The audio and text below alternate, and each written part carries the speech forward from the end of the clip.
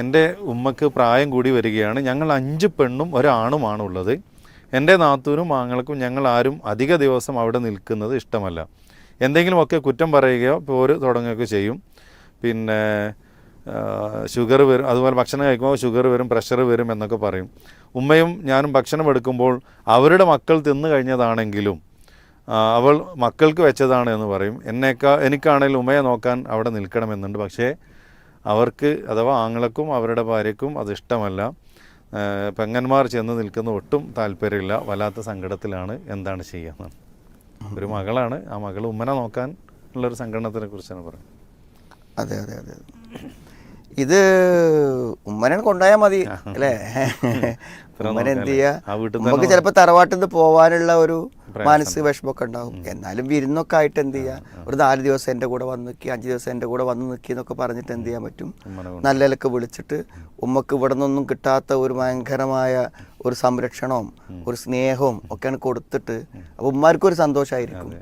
എല്ലാ ആളുകളും പറയും ഉമ്മ തറവാട്ടിൽ നിന്ന് പോയിട്ടില്ല എന്ന് പറയും. എനിക്ക് തോന്നുന്നത് അതൊരു എക്സ്ക്യൂസ് ആണെന്നാണ് തോന്നുന്നത്, കൊണ്ടുപോകാതിരിക്കാണ്. സത്യത്തിൽ ഏത് ഉമ്മയും പോരും. ഈ വീട്ടിൽ ഇങ്ങനെ താമസിക്കുമ്പോഴേ സ്ഥിരമായി പോരില്ല എന്നേ ഉള്ളൂ. അല്ലാതെ ഇപ്പോൾ ഒരു 4 or 5 ദിവസത്തേക്കൊന്നും പോരാൻ ആർക്കും വിഷമം ഉണ്ടാവില്ല. അപ്പം അതൊക്കെ വാഹനമൊക്കെ അയച്ച് കൊണ്ടുവരണം.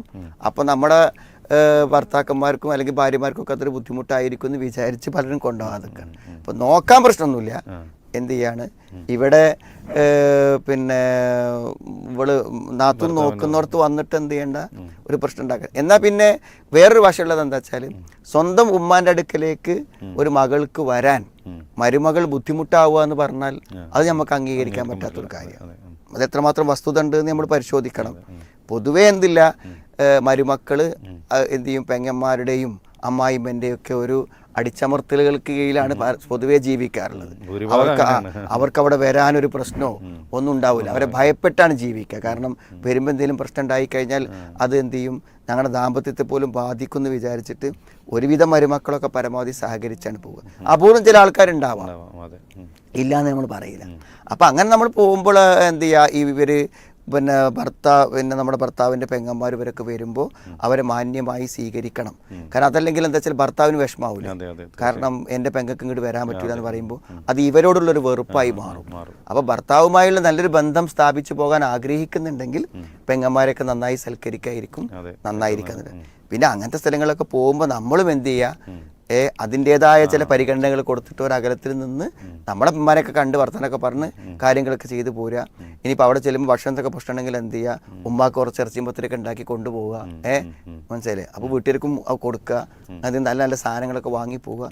എന്നിട്ട് അവിടുന്ന് ആഘോഷമായിട്ട് ഓർക്കൊരു പങ്ക് കൊടുത്ത് അവരെ കൊണ്ട് ഉണ്ടാക്കിക്കുമ്പോഴല്ലേ ബുദ്ധിമുട്ടുള്ളൂ.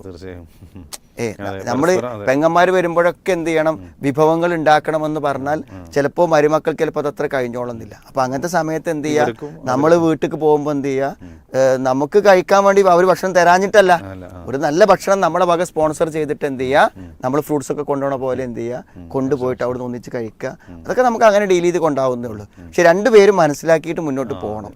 അല്ലെങ്കിൽ 2 പേർക്കും ബുദ്ധിമുട്ടായിരിക്കും എന്നുള്ളതാണ് മനസ്സിലാവുന്നത്.